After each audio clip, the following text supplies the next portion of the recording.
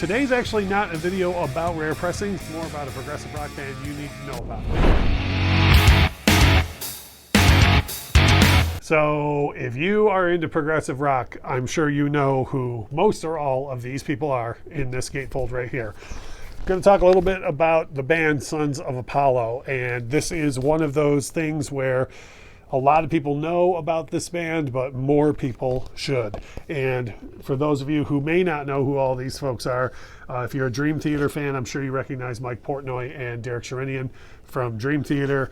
Then you've got masterclass bass player billysheehan, who of course has been in David Lee Roth's solo band Mr. Big and is just a monster on the guitar. Jeffscottsoto handling lead vocals for the group, and he is a legend in his own right. Yngwie Malmsteen fronted Journey for a while. He's got an incredible solo career with a couple of different bands and backing him. Fantastic. Then of course we have ronbumblefootthal handling everything that bass billysheehan can throw at him on the bass and more, and backing vocals and songwriting, and it's just an incredible way to round out the lineup. I'm going to talk a little bit about one of his solo records here in a bit as well, but I want to give a rundown of the lineup. And actually, Mr. Jeffscottsoto here was nice enough to spend an entire episode with us on the Infectious Groove podcast. So if you're not subscribed to the podcast, you should be. Go to your podcast provider, search for Infectious Groove Podcast, make sure to subscribe to the show, then go back in season 1 and look for our episode with Jeffscottsoto. He spent over an hour with us talking about some of the greatest love songs ever written, and it was really something special. If you are a Jeffscottsoto fan from his metal years, you'll be quite surprised at some of the songs we got Jeff to rap about with us. So this is the first Sons of Apollo record that was put out a couple of years ago, the Psychotic Symphony. Aptly titled. Some of the songs on this record are 8-9 minutes long. Some of the songs on the record are 3-4 minutes long. A couple of radio-friendly songs in there, but really it's what you expect from the players involved. Some incredible bass work, mind-blowing guitar work, excellent vocals from Soto, and then of course Portnoy and Sherinian are holding the fort down as far as the progressive rock aspect goes, digging into like their Dream Theater roots and really getting into this record. Now, if you notice, this is signed by all the members of the group, which is pretty sweet. We at the Infectious Groove podcast are very fortunate to call Bumblefoot a friend, and he has been more than happy over the years to set us up with backstage passes and whatnot. We always get to hang out with the guys, and for those of you who are fans of the guys on these records, they are everything that you hear that they would be. They're fantastic guys, and as good of people as they are players, which is fantastic. So look into that one if you haven't. They followed that up with their second record, which is it's more or less the Roman numerals for 20. This year that just passed was supposed to be a very big year for them. They were going to tour this record quite a bit and have a couple of videos and really get it out there more. And we all know what happened in 2020. We did get to see late last year, get to see the fellas a couple of times and got to go hang out with them again. And they were just nice and cool guys to hang out with. A little bit less detail on this pressing than the first one. Doesn't have really the big, huge, cool band shot, but it's got the lineup down here. Big difference between this pressing and the first LP is the first LP is just on regular black vinyl, but the second LP is on like a dark purple vinyl, which is kind of cool. Goes along with the aesthetic of the record being darker and having purple themes on their cover, which is kind of cool. Now, as far as the music goes, you're really honestly, and I mean this in a good way, you're getting more of the same. If you like what you heard on Psychotic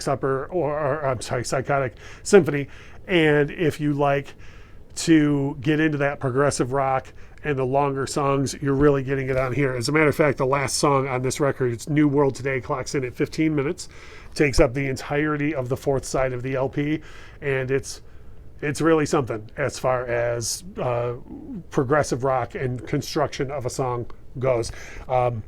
Really fantastic record. It's produced really well. I think it's maybe produced a little bit better than the first one. A lot of clarity going on. So if you're into progressive rock and you like Dream Theater, you like what billysheehan's done, if you're a Bumblefoot fan, or definitely if you're a Jeffscottsoto fan, a couple of records for you to check out. Moving on, I want to talk about a record that's a little bit older than that. And this was the latest solo record from Bumblefoot, where he really puts on a masterclass in melody, songwriting. There's a little bit of everything on here. There's songs that lean towards funk. There's songs that are straight blues in the way the guitar is or the vocals are sang. And then there's your straight up rockers. And then Bumblefoot is a really cool, eclectic dude that looks at the world in a very unique way. And you really hear that on a lot of songs that are on here. There's some songs that are just at first listen might seem way out there, but they get stuck in your head. They have a memorable melody, and then you come back and you listen to it again and it really starts to dig in. Ron was nice enough to write a dedication to us here at the Infectious Groove Podcast on the vinyl copy of this record. So this is why it's kind of rare and special to me. As far as the inner sleeve goes, pretty basic on the gatefold. It's just further on the theme of the whole Little Brother is Watching and the crowds and all eyes being on you, which is kind of the overall theme. It's not a concept record, but if there's a theme on the record, it's definitely like all eyes on you type of thing. Track listing on the back. And then as far as the inners go, it's pretty much all your lyrics for every song on the record, which, like I say, Bumblefoot, I think, is really known mostly for his amazing guitar playing. And I think he's really underrated as a lyricist. He's really got a good turn of phrase, a way to put things in a way that most people haven't thought of. And if you want an example of that, I think a really good way to sample this record is check out a song on this album called Don't Know Who to Pray To Anymore. And it'll really give you a good idea as what a good lyricist he is, as well as being able to write melodies that stay in your head.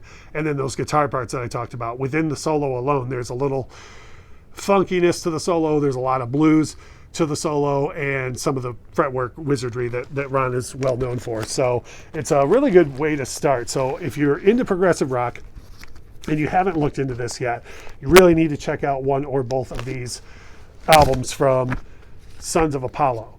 And then if you're not into Bumblefoot, if you haven't heard of Bumblefoot and you're really looking for some different rock and something that you haven't really dug into yet that's out there, like we talk about on the show all the time, there's so much good music out there that people just don't know about.